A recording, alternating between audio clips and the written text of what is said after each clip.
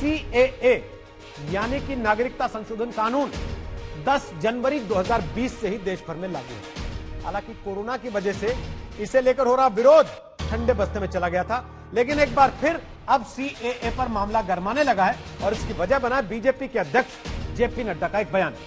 सोमवार को सिलीगुड़ी में उत्तरी बंगाल के सोशल ग्रुप के साथ बातचीत में जेपी नड्डा ने कहा कि कोरोना की वजह से सीएए में देरी हुई है, लेकिन अब इस पर फिर से काम शुरू हो गया, इसे जल्दी लागू करें।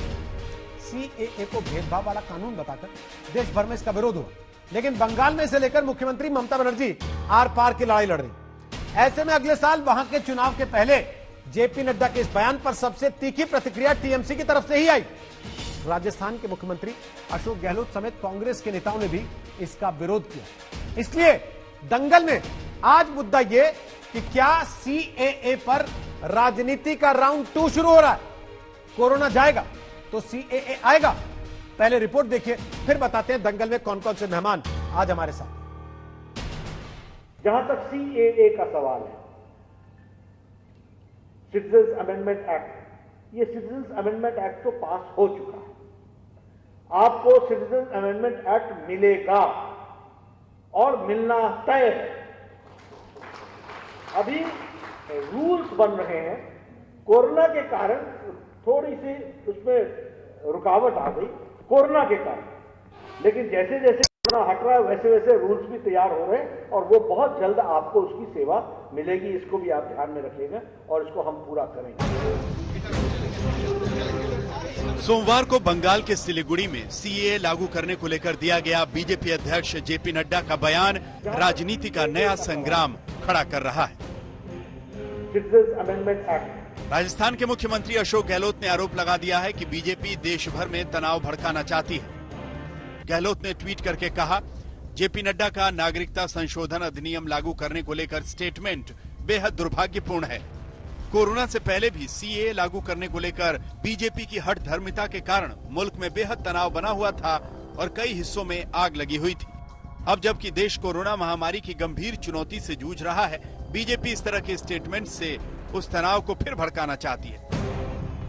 नड्डा ने बंगाल की जिस धरती पर सीएए लागू करने का बयान दिया, वहीं की मुख्यमंत्री ममता बनर्जी इसे लेकर सीधे मोदी सरकार से मोर्चा लेती दिख रही हैं। नड्डा के बयान के बाद टीएमसी सांसद महुआ मोइत्रा ने जबरदस्त पलटवार किया। जेपी नड्डा बंगाल में कहते हैं कि सीएए जल्द लागू होगा। बीजेपी सुन ले, हम आपको कागज दिखाएं, उससे पहले हम आपको दरवाजा दिखा देंगे। आप खुद दुविधा में है। दुविधा इसलिए कि आसाम को हम क्या कहेंगे और बंगाल को क्या कहेंगे। एनआरसी की चलते आसाम में आज जवाब देने की स्थिति में आप नहीं रहे, क्योंकि सुप्रीम कोर्ट कह दिए हैं आप दोबारा एनआरसी लिस्ट रीवेरिफिकेशन नहीं कर पाओगे। It's true that the act was passed in both houses of parliament, so it has become law. But the rules have not yet been formulated. It's the central government led by JP Nadda's party which has not formulated. The mini revolt within the BJP in West Bengal where corona का कहर बरपने से पहले CAA के विरोध में देश भर में जबरदस्त हंगामा बरपा था। हफ्तों तक शाहीन बाग का धरना हुआ था।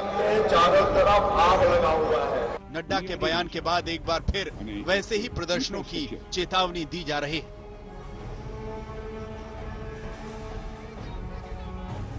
लेकिन अगर वो सीएए को लेकर लागू करने की फिर दोबारा से कोशिश करते हैं तो आंदोलन फिर से किया जाएगा और इस बार और पुरजोर तरीके से किया जाएगा। वो उन्होंने अगर लगता है कि चंद लोगों को गोली मारकर, चंद लोगों को जेल भेजकर, चंद लोगों के ऊपर यूएपीए जैसे ड्रैकोनियन कानून लगाकर हमारी कमर आंदोलन की तोड़ दी है, तो वो बहुत ही ज्यादा गफलत में है। देखिए, जो बीजेपी के राष्ट्रीय अध्यक्ष जेपी नड्डा साहब हैं, उन्होंने किस मंजर में ये बयान दिया है, किस सवाल के जवाब में उन्होंने बात कही है, ये तो इसका इल्म तो उन्हीं को होगा। लेकिन हम एक बात ये कहना चाहते हैं कि हमने सीए और एनआरसी की पहले भी मुखालिफत की थी और हम इस वक्त भी सीए और एनआरसी की मुखालिफत कर रहे हैं। सीए वैसे तो भारत में शरण लिए पाकिस्तानी बांग्लादेशी और अफगानिस्तान के प्रताड़ित अल्पसंख्यकों को नागरिकता देने का कानून है, लेकिन इसे मुसलमान विरोधी सांप्रदायिक कानून बताकर विरोध किया गया है। कानून की मेरिट पर बहस अपनी जगह है, लेकिन वोट बैंक पॉलिटिक्स पर इसके असर से इनकार नहीं किया जा सकता। सीए के जरिए 1.5 करोड़ लोगों को नागरिकता मिलने का अनुमान है, जिसमें अकेले 72 लाख बंगाल में। कोलकाता से मनोज्ञा लोईवाल और लखनऊ से कुमार अभिषेक के साथ आज तक ब्यूरो। तो आपको बता दें कि दंगल में आज हमारे साथ गौरव भाटिया होंगे, वो बीजेपी का पक्ष रखेंगे। तौसीफ खान हमारे साथ हैं, सामाजिक कार्यकर्ता हैं, वकील हैं, तृणमूल कांग्रेस के समर्थक कहे जाते हैं। रतन शारदा हमारे साथ हैं, राजनीतिक विश्लेषक हैं, आरएसएस से जुड़े। तस्लीम अहमद रहमानी हमारे साथ हैं, एसडीपीआई से जुड़े, बिहार में तीसरे मोर्चे के तौर पर चुनाव भी लड़ रहे हैं, पार्टी उनकी चुनाव लड़ रही है। और हमारे साथ और मेहमान इसमें जुड़ेंगे, उनसे आपका परिचय कराएंगे, लेकिन उसके पहले गौरव भाटिया, बड़ा सीधा सवाल। बंगाल के चुनाव में तो अभी 1 साल है, बिहार में सीए नहीं बोल रहे, बंगाल में जाके बोल रहे।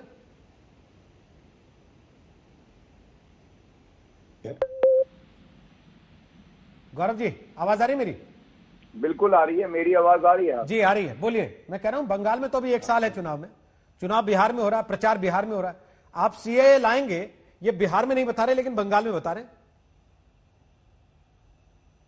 देखिए, सबसे पहले तो ये कानून है ना, ये पूरे देश के लिए है। ऐसा नहीं है कि पश्चिम बंगाल कोई भारत से बाहर है। दूसरी बात, आप गलत है तब श्री राजनाथ सिंह जी ने सीए की बात बिहार, और गर्व है भारत को कि जो अल्पसंख्यक थे 3 देशों में, जहां बहुसंख्यक जो है मुसलमान है, वहां पे प्रताड़ित किया जाता था 6 धर्मों के लोगों को। उनके लिए इस सरकार ने उचित कदम उठाए।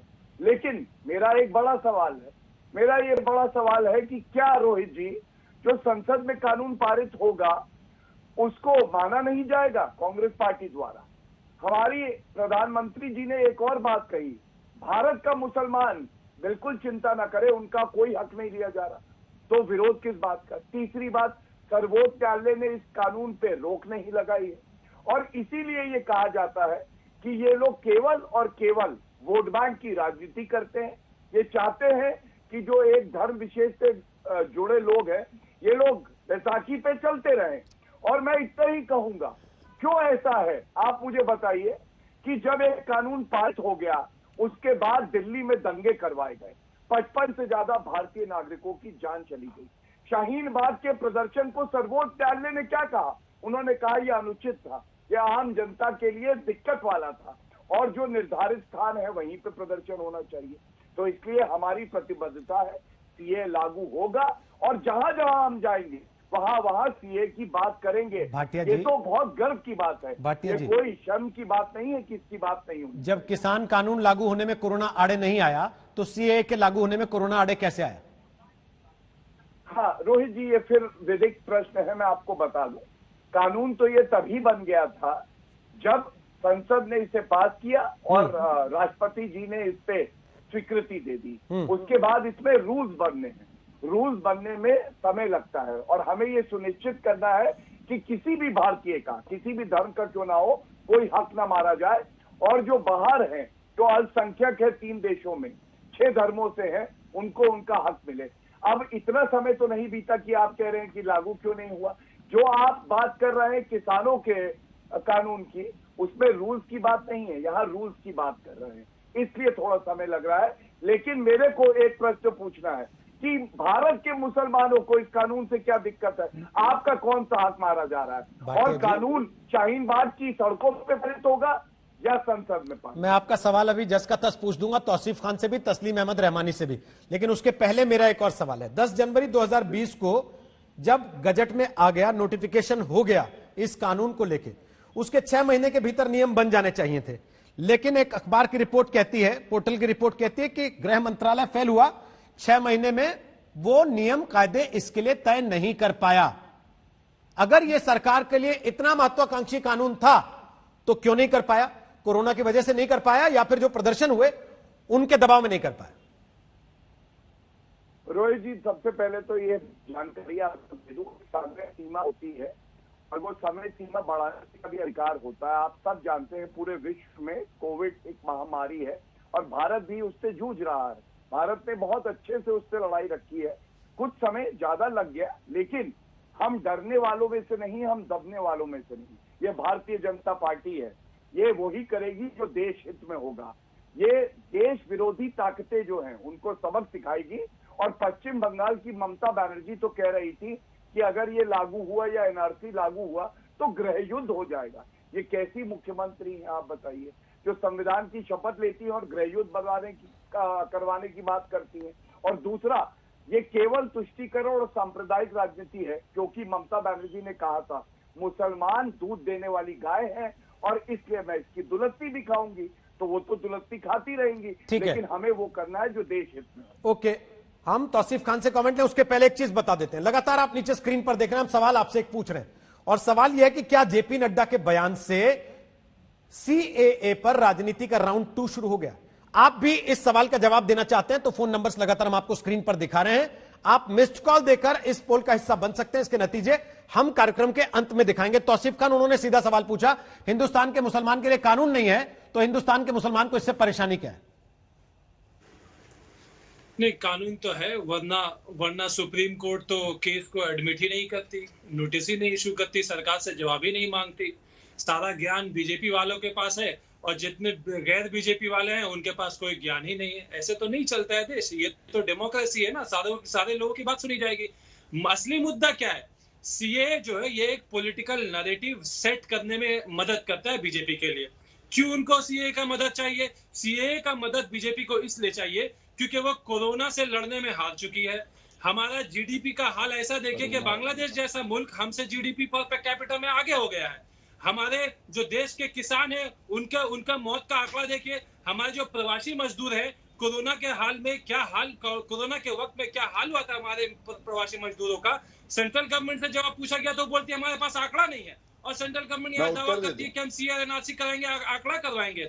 सेंट्रल गवर्नमेंट और जो बीजेपी है, सीधी मामला ये है कि लोगों के अभी, क्योंकि बिहार में इलेक्शन हो रहा है, बंगाल में इलेक्शन होने वाला है, ये किस मुद्दे पे इलेक्शन लड़ेंगे?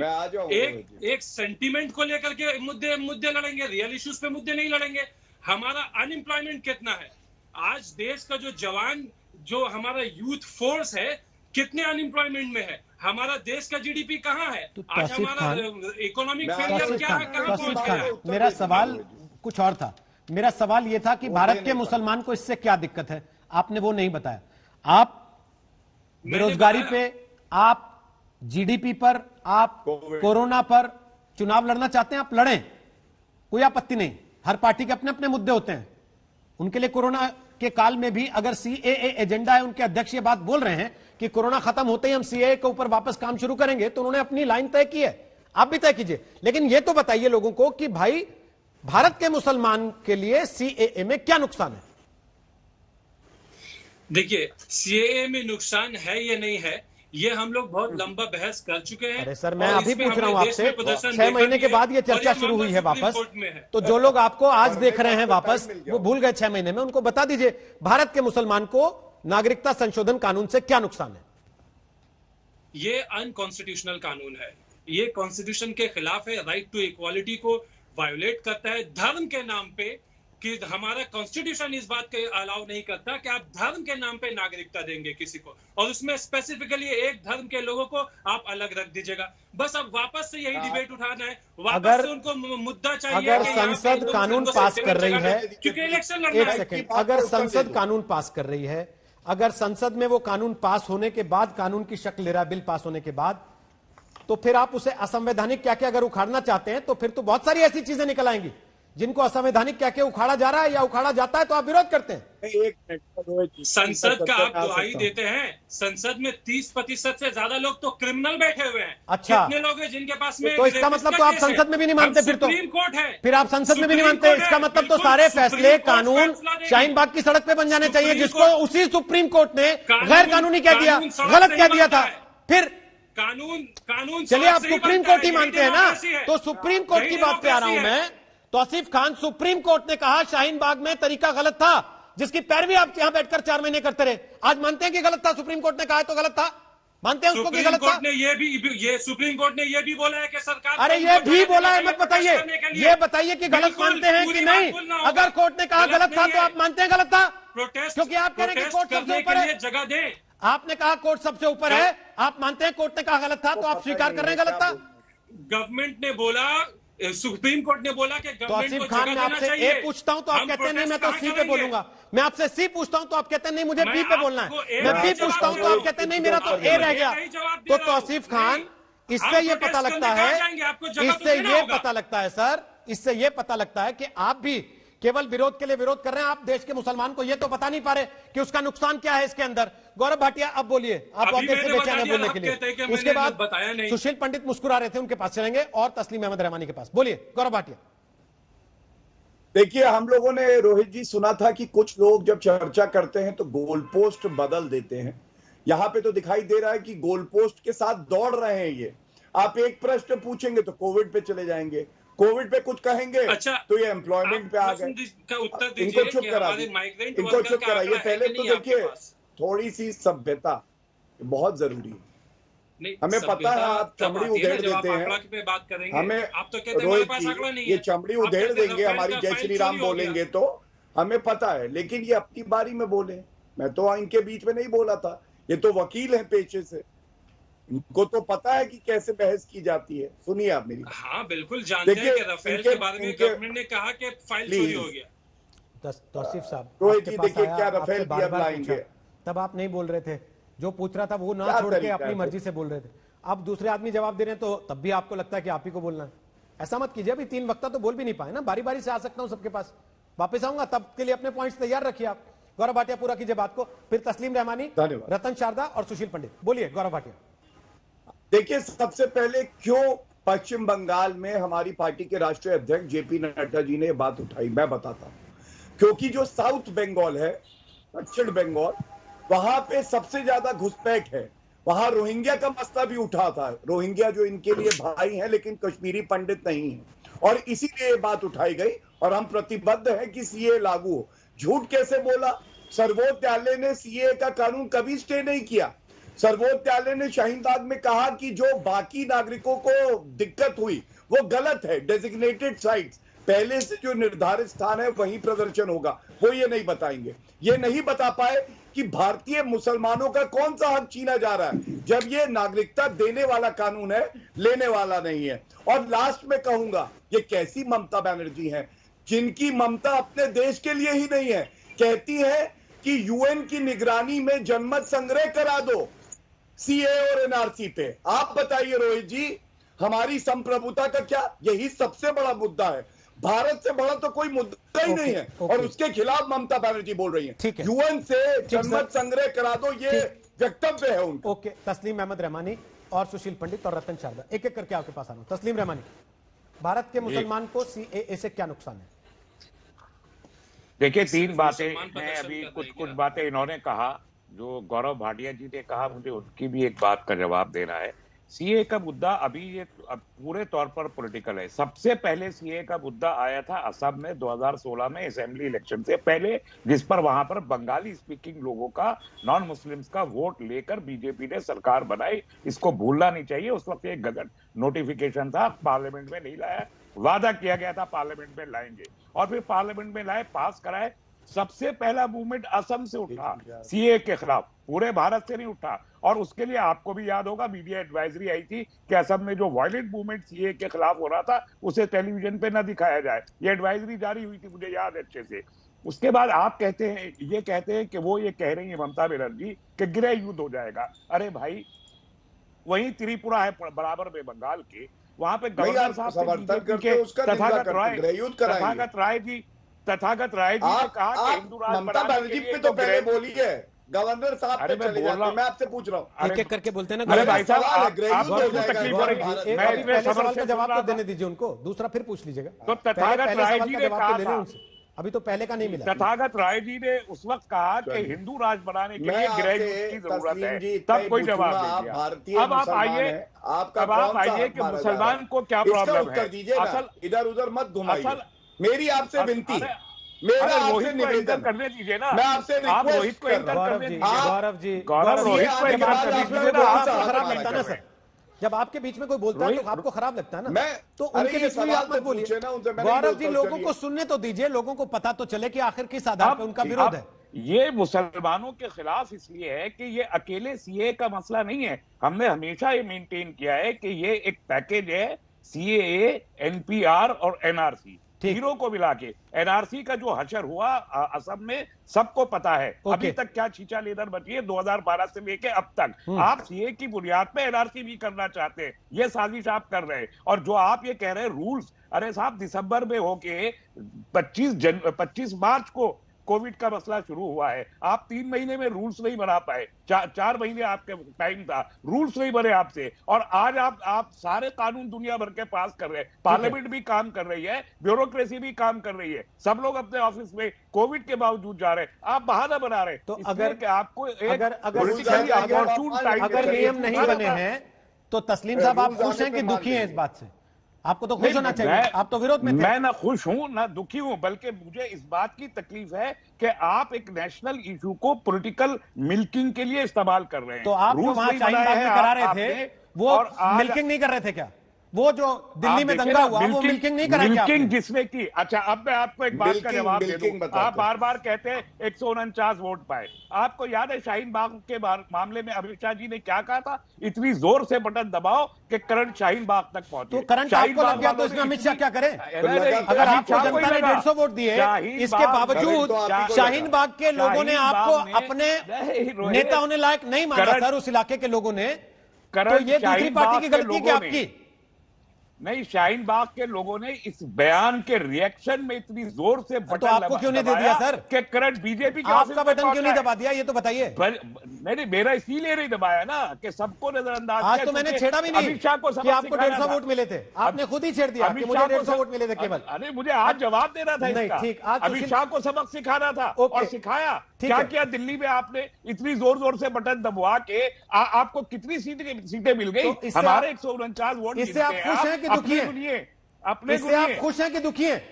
हम दुखी हैं। हम दुखी हैं अच्छा, कि देश दुखी के हैं मुद्दों कि को आप बीजेपी हार गई इलेक्टोरल दिल्ली में। पॉलिटिक्स से जोड़ते, आप इलेक्टोरल अच्छा, पॉलिटिक्स दिल्ली से में जोड़ते। बीजेपी हार गई, इससे आप दुखी हैं क्या इस बात से? इसलिए नहीं, इसलिए कि आप देश के मुद्दों को अपनी तुच्छ राजनीति के साथ जोड़ के इलेक्शन में उसको एनकैश करना चाहते हैं। ठीक है, सुशील पंडित जो आज भी कर रहे हैं आप। सुशील पंडित वो कह रहे हैं कि एनआरसी का मुद्दा, सीएए का मुद्दा, एनपीआर का मुद्दा सारे जुड़े हुए हैं, इसलिए हिंदुस्तान के मुसलमान के लिए खतरनाक है। क्या आपको ऐसा लगता है सुशील पंडित? फिर रतन शारदा आपके पास आ रहा हूं। रोहित जी, उर्दू में एक शेर है, किसी आने वाले तूफान का बहाना लेकर ना खुदा ने मुझे साहिल पे डुबोना चाहा। अभी एनआरसी कहीं आया नहीं है, कहीं शुरू नहीं हुआ है, उसके लिए कुछ रूल्स नहीं बने हैं, कोई घोषणा नहीं हुई है। ये कह रहे हैं कि सीए इसलिए खराब है क्योंकि इसके बाद एनआरसी आएगा। असम को कोट किया है सुशील पंडित जी, प्लीज। असम के और होम मिनिस्टर साहब, लेकिन वहां पर जो एनआरसी, आपका धरना शाहीन बाग में था। अब आप मुझे बोल लेने दीजिए हुजूर, बोल लेने दीजिए। आपका धरना शाहीन बाग में था, गुवाहाटी में नहीं था, बारपेटा में नहीं था, और वो धरना सीएए के खिलाफ था, एनआरसी के खिलाफ नहीं था। दोनों के खिलाफ था, दोनों के ऊपर चिल्ला रहे थे, पूरे पैकेज के खिलाफ। सीएए, देखिए सुनिए, एनआरसी तो आया ही नहीं था। दूसरी बात, ये कहा जा रहा है कि नागरिकता धर्म या मजहब के आधार पर दी जा रही है।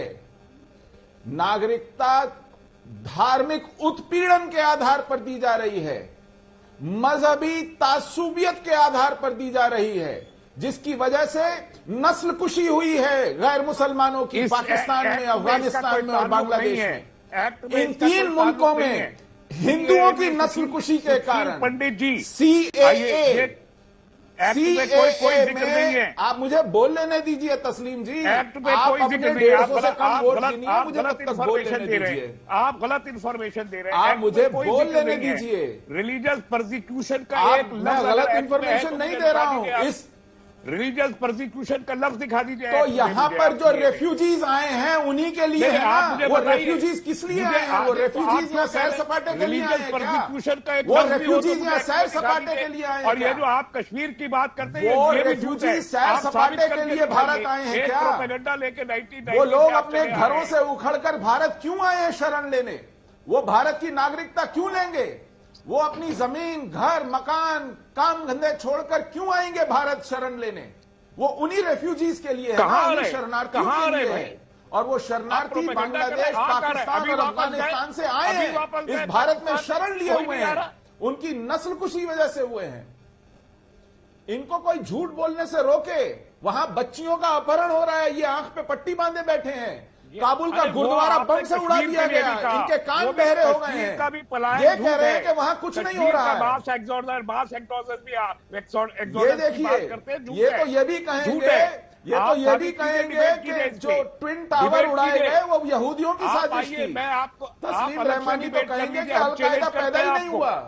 तस्लीम रहमानी कहेंगे कि तालिबान जो है वो तबलीगियों के चचेरे भाई हैं। मैं तैयार हूं। छोड़िए साहब, आपके झूठ की इंतहा हो गई है। आप कह रहे हैं कि कश्मीर में नस्लकुशी नहीं हुई हिंदुओं की। आप कह रहे हैं कि पाकिस्तान में हिंदू कुछ नहीं।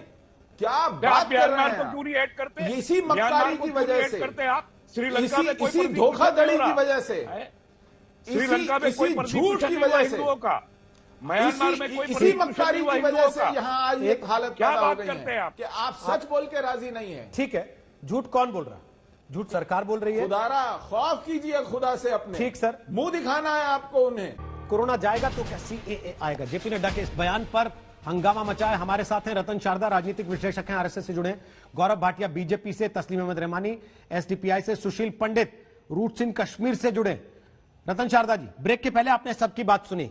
क्या एन बिहार के मौके पर, चुनाव आने के मौके पर, या बंगाल में चुनाव की तैयारी के दौरान यह बयान देना यह नहीं दिखाता कि बीजेपी सीएए का राजनीतिक लाभ लेना चाहती है? पहली बात तो ये प्रश्न बीजेपी को पूछना चाहिए, आपने पूछा, उन्होंने जवाब दिया। जहां तक सवाल कभी भी उठाए जा सकते हैं, अगर एक झूठ के ऊपर सारा सीए का एजिटेशन खड़ा किया जा सकता है, जिसके अंदर किसी भारतीय मुसलमान का बाल भी बांका नहीं होता, तो उसके ऊपर से अगर और कोई कुछ कहता है तो आप किसी को उसके ऊपर आंख उठाने की जरूरत नहीं है। सेक्युलरिज्म के नाम पे अल्पसंख्यकवाद पे घृणा की राजनीति, ये भारत का एक स्टैंडर्ड बन गया है। बंगाल के अंदर बुद्धदेव भट्टाचार्य जी ने, जिन्होंने 30 साल राज किया था कम्युनिस्टों ने, उन्होंने पहली बार ये प्रश्न उठाया कि मुस्लिम आबादी बहुत तेजी से बढ़ी है, बॉर्डर के ऊपर मुस्लिम डोमिनेशन 11 डिस्ट्रिक्ट में हो गया है, उसके बाद इलेक्शन हार गए। तो राजनीति बंगाल की ऐसी राजनीति है। जहां तक संविधान की दुहाई दे रहे लोग हैं, अगर आपको सारे फैसले सड़क पे करने हैं तो संविधान, चुनाव होने क्या चाहिए, चुनाव की आवश्यकता नहीं। अगर पार्लियामेंट के अंदर जो हो रहा है उसका आपको मंजूरी नहीं है तो पार्लियामेंट की जरूरत नहीं है। तो अगर लोगों के चुने हुए राजनीति जो लोग हैं वो अगर वे कानून बनाते हैं तो उसके लिए आपको क्यों पीड़ा होती है? जहां तक सीए का सवाल है, इनका शॉर्ट में मतलब ये है कि जो रेप हुआ उसको वही अधिकार क्यों है, वो रेपिस्ट को भी अधिकार होने चाहिए। जो शिकार हुआ, जो उसको अधिकार दिए जा रहे हैं, शिकारी को भी वही अधिकार होने चाहिए। वहां पर अगर धर्म के नाम पे, मुस्लिम राष्ट्र के अंदर धर्म के नाम पर उत्पीड़न होता है, धर्म के नाम पर उनको तंग किया जाता है, वो पाकिस्तान छोड़ के जाते हैं, धर्म परिवर्तन करते हैं, या अफगानिस्तान या बांग्लादेश, तो उसके बारे में उनको शरण देने का काम भारत क्यों ना करे? 1955 का लियाकत नेहरू पैक्ट था जिसके अंतर्गत ये हुआ। और जहां तक विशेषाधिकार की बातें कर रहे हैं माइनॉरिटी वाले लोग, मुझे बताइए विशेषाधिकार जो स्पेशली माइनॉरिटी को आर्टिकल 15 से 30 तक गए हैं, उनको हटा लीजिए, उनको वापस ले लीजिए। वक्फ को स्पेशल जो सपोर्ट मिला वापस ले लीजिए, और जो आरटी के अंदर अमेंडमेंट है जिसमें माइनॉरिटी इंस्टीट्यूशन का स्पेशल छूट है वो भी वापस ले लिए। तो बंद एक तरफा सेक्युलरिज्म, एक तरफा संविधान की बराबरी, और संविधान की बराबरी नागरिकों के लिए, संविधान की बराबरी बाहर से आने वाले लोगों के लिए नहीं है। ये कानून बाहर से आने वाले लोगों के लिए है, प्रताड़ित लोगों के लिए, ये भारत के मुसलमानों के लिए, लोगों के लिए नहीं है। लेकिन किसी ने भी आज तक इसका जवाब दिया नहीं। आपने तस्लीम रहमानी को भी सुना? अरे शंका के ऊपर देश को जला दोगे क्या आप? आपने तस्लीम रहमानी को भी सुना? रोहिंग्या के लिए उनका कहना है मसला केवल सीएए से नहीं है, रोहिंग्या के लिए इनका दिल दुखता है, लेकिन हिंदू सिख बौद्ध जो मर खप के आ रहे हैं बांग्लादेश से, पाकिस्तान से, अफगानिस्तान से, उनके लिए इनका दिल नहीं पसीजता। उनके ऊपर जो कानून हो गया वो कानून उनको भगाने वालों के लिए होने चाहिए। अरे भैया, जिनको भारत से अलग रहना था धर्म के नाम पे बनाना था देश, उन्होंने पाकिस्तान बना लिया था। यहाँ जो रह रहे हैं वो यहाँ सुरक्षित है, आबाद है, वहां पर शिया सुन्नी एक दूसरे को मारते हैं, भारत में नहीं मारते। तो ये इस तरह के झूठे घृणा की राजनीति को छोड़ें आप, और जो आपको सही कल्याण करना है उसका कल्याण करें। बंगाल के अंदर 30% मुस्लिम होने के बावजूद 30 साल में बंगाल में मुस्लिम सबसे पिछड़ा हुआ है। कौन दोषी है? सरकार, कम्युनिस्ट सरकार। मुझे बताइए, केवल 18% लोग पास होते हैं एसएससी के अंदर, 54% पास होते हैं SC ST के। अगर उनकी पढ़ाई में रुचि नहीं, उनकी आर्थिक उन्नति में कोई रुचि नहीं है, तो यहाँ सारे जो बैठे लोग सेकुलरिज्म की दुहाई देते हैं, उनके लिए उन्होंने पिछले 70 साल में कांग्रेस में क्या किया, इसका मुझे रतन शारदा जी, उन्होंने एक सवाल उठाया कि CAA अकेला CAA नहीं है, ये CAA प्लस NRC और NPR भी है, इसलिए हम विरोध कर रहे हैं। जब NCR और NPR आएगा तब की बात होगी। दूसरी बात, अगर आ भी रहा है, कौन सा देश है दुनिया में, आपको रहना दीजिए, आपको ये तो याद नहीं था, NPR नहीं है, हमारा देश कोई धर्मशाला रहमानी साहब जवाब सुन लीजिए, उसके बाद ऐसा लगता है सारी दुनिया में अगर NPR है तो हमारा उसका विरोध क्या? आप उसके किसी क्लॉज के ऊपर, कंडीशन के नाम पे हमारे देश में होना ही, एक सेकंड चलिए क्रोनोलॉजी पर आते हैं, ठीक है, ओके रतन शारदा जी, एक सेकंड, क्रोनोलॉजी का मामला आ गया है तो गौरव भाटिया को जवाब देना चाहिए। सुशील पंडित भी बोलना चाहते हैं, उसके पहले गौरव जवाब देंगे। गौरव वो कह रहे हैं कि गृह मंत्री ने तो क्रोनोलॉजी बताई थी, पहले CAA आएगा, फिर NRC आएगा, फिर NPR आएगा, NPR फिर NRC, उसको लेके उनका कहना है कि भाई उन्होंने खुद बताया था, हमने कहां जोड़ा। बोले गौरव भाटिया। देखिए, आपके चैनल पे कैसे झूठ बोला जाता है, कैसे मिल्की की जाती है झूठ की, मिल्की। ये कह रहे थे परसिक्यूशन शब्द का इस्तेमाल नहीं है। मेरे हाथ में स्टेटमेंट ऑफ ऑब्जेक्शन रीजंस है, जो बिल आया था उसमें परसिक्यूशन है, ये कैमरे में मैंने कहा टेक्स्ट में दिखाइए, बिल के टेक्स्ट में ये कहा था मैंने, इनको चुप कराइए, मैंने कहा था देखिए ऐसे रोहित जी, फिर अब आप बोलेंगे, बीच में बोलते हैं, जब मैं इनका विकेट उखाड़ूंगा तो बीच में दर्द के साथ आ जाएगा। अच्छा ये बताइए, पंडित के बीच में बोले, वो करेक्ट किया मैंने, एक सेकंड रहमानी साहब, सुशील पंडित के बीच में आप लगातार बोलते रहे, रतन शारदा के बीच में आप लगातार बोलते रहे, गौरव भाटिया के बीच में भी आप बोलना चाहते हैं, आप खुद बोलते तो आप चाहते हैं कोई और बीच में ना बोले। रहमानी साहब, अगर आप ऐसा ही करेंगे डिबेट में तो फिर तो ये माना जाएगा ना कि आप असल में आपका आंदोलन भी माईवे और हाईवे के लिए कि भाई या तो मेरे हिसाब से चलो, नहीं तो कोई संसद नहीं, कोई कानून नहीं, कोई नियम नहीं, जो हम बोलेंगे हमारी भीड़ बोलेगी भाई होगा, नहीं तो आग लगा देंगे जैसे बंगलुरु में लगा दी थी। NRC के खिलाफ भी बीजेपी गई, असम में IMDT के खिलाफ भी बीजेपी। तो राजनीतिक तौर पर सवाल पूछने से कोई रोक थोड़ी रहा है आपको, लेकिन एक एक करके पूछ लीजिए ना, दूसरे को सुनिए तो सही। गौरव भाटिया जवाब दे रहे हैं, आपने क्रोनोलॉजी का सवाल उठाया, वो क्रोनोलॉजी पे जवाब दे रहे हैं, अब उनका जवाब तो सुनना पड़ेगा ना। पे नहीं दे रहे, वो मेरे स्टेटमेंट को गलत करके बता रहे हैं। आप भी तो यही करते हैं, आप भी तो यही करते हैं। गौरव भाटिया जवाब दीजिए, जवाब समझाइए, क्रोनोलॉजी पे बताता हूँ, हाँ समझाता हूँ, समझाता हूँ। देखिए, CAA के संशोधन से किसी भारतीय मुसलमान की नागरिकता नहीं जा रही, ये नागरिकता देने वाला कानून है, लेने वाला नहीं, और इस पे तो कोई डिबेट की जरूरत ही नहीं है, क्योंकि ये लोग जवाब नहीं दे पाए। अब आते हैं NRC पे। NRC इनको पता नहीं है, NRC पहली बात नोटिफाई हुआ क्या, ये तो देश के गृह मंत्री ने भी बोला कि अभी नोटिफाई हुआ नहीं है, तो जब नोटिफाई हुआ नहीं है तो आपको क्यों परेशानी है। तीसरी बात, इन्होंने असम में जो NRC हुई रोहित जी, उसका विरोध किया। क्या NRC की जो प्रक्रिया थी वो सर्वोच्च न्यायालय के आदेश के तहत नहीं हो रही थी? मतलब सर्वोच्च न्यायालय भी ये ना देखे कि घुसपैठिए अंदर आ रहे तो उनको बाहर निकाला जाए, और हम पुनः कहेंगे आपने तो उस NRC को भी कह दिया दोबारा होगी, असम की NRC भी दोबारा होगी, सर्वोच्च न्यायालय की मॉनिटरिंग के बावजूद आपको वो पसंद नहीं आई। NRC तो वो भी पसंद नहीं आई, किस एक्ट में और कौन सा प्रावधान है? असम में भी दोबारा होगी NRC।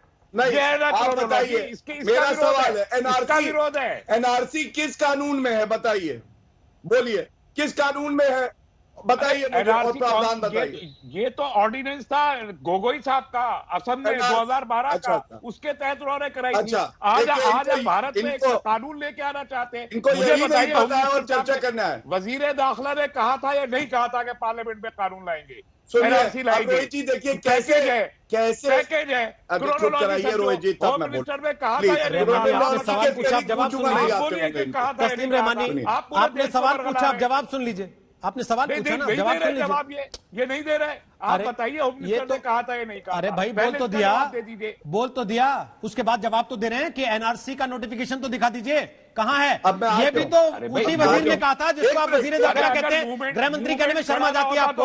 तस्लीम रहमानी, मुझे ये बताइए, अगर आपको क्रोनोलॉजी याद है तो आपको ये क्यों नहीं याद है गृह मंत्री ने कहा कि भाई नहीं हुआ नोटिफिकेशन अभी तक और नहीं कर रहे हैं फिलहाल? ये भी तो नहीं कहा ना किसी ने कि नोटिफिकेशन हो गया होता तो आगे होता है नोटिफिकेशन। अरे वो तो पूरा देश खड़ा हो गया तो इनको तो खुश रहिए ना। तो आपको तो खुश होना चाहिए कि आप जीत गए, संसद हार गई, आप जीत गए, आपको तो खुश होना चाहिए। अब आप कह रहे हैं कि नहीं साहब हम सुप्रीम कोर्ट जा रहे हैं, क्यों? अगर संसद हार गई और आपकी सड़क जीत गई तो फिर सुप्रीम कोर्ट के लिए क्या देख रहे हैं? अच्छा रोहित जी, ये आप ऐसे लोगों का फेडर डाउन क्यों नहीं कर सकते? नहीं, ऐसे लोगों का फेडर क्यों नहीं डाउन हो सकता? नहीं, ये बताना पड़ता है लोगों को कि कौन लोकतांत्रिक बहस में यकीन रखता है और कौन नहीं रखता, कौन हंगामा करके हल्ला करके देश की संसद को सुपरसीड करना चाहता है और कौन सही मायने में सही तरीके से बहस करके तय करना चाहता है क्या सही है क्या गलत है देश के लिए। सही बहस की है, लेकिन आपकी बात पूरी तस्लीम रहमानी, अगर ये सही बहस है तो माफ कीजिए सर, माफ कीजिए, अगर ये सही बहस है तो फिर बहस बंद कर देनी चाहिए, छोड़ देना चाहिए। फिर चिल्ला चिल्ली कीजिए बैठ के, आप रैली बुला लीजिए और भाषण दीजिए बस।